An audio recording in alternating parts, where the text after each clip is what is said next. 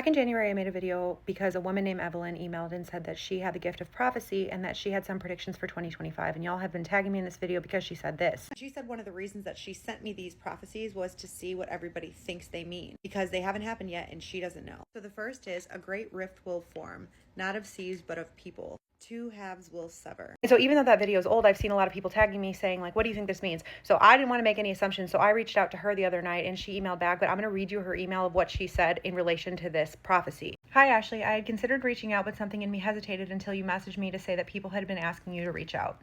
It feels like a thread was pulled, and because I don't believe in coincidences, I'd like to share my takeaway. I was initially hesitant to reach out because I didn't want it to seem like I was patting myself on the back for being correct. Obviously, I hoped that that would not happen. When I first spoke of a rift in 2025, not of land but of people, I felt it not as a metaphor alone, but as a shadow looming over the year. With what has recently come to pass, that shadow has taken shape. What had once only come through my pen has now touched the world. In the days since, I have returned to automatic writing, which is how she said that she gets these messages, to make sense of it and to help me ground myself for whatever comes next. As I explained in my first email, that what emerges in writing does not come from my conscious mind. It flows without any conscious effort on my part and seems to carry warning but also a hopeful promise. At least that's how I interpret it, though I could be wrong because I have been wrong before. And then she said, I feel that another event looms over us, and though its contours are not fully yet revealed, the weight of it is undeniable. I tried to focus last night when I read your email and see what would come from the pen. The following is what I got. So this is her new prediction, I guess. It says, the veil thins, the wound is not closed but widened. From the fracture, voices scattered like shards of glass, cutting all who grasp them. Yet even in the scattering, a pattern forms. The breaking is not the end, but the reshaping. But the reshaping requires fire, and the fire will come again. Another event is approaching, and it will look harsh, like the earth is breaking twice.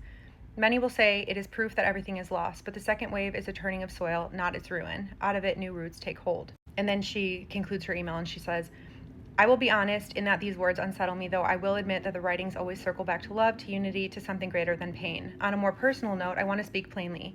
For years, I wrestled with my faith. My church told me that to love as I do, to love woman as a woman, was sin. I was cast out, condemned, told that God could not dwell in me. If you saw that first video, she does talk about her Southern Baptist upbringing. She said, for a long time I believed them. I thought myself unworthy of light.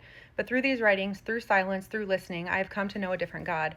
A God who does not bind love, but is love itself. A God who made me this way, who breathes through my being, who calls me whole. What was once a wound is now a revelation, that even what others reject can be holy.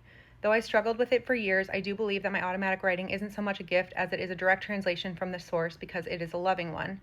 And so I say to you and to anyone who has asked, though the world shakes, though division deepens, though another breaking looms, the end is not ruin. The path winds, the earth trembles, but the destination is always the same: reconciliation, wholeness, and love.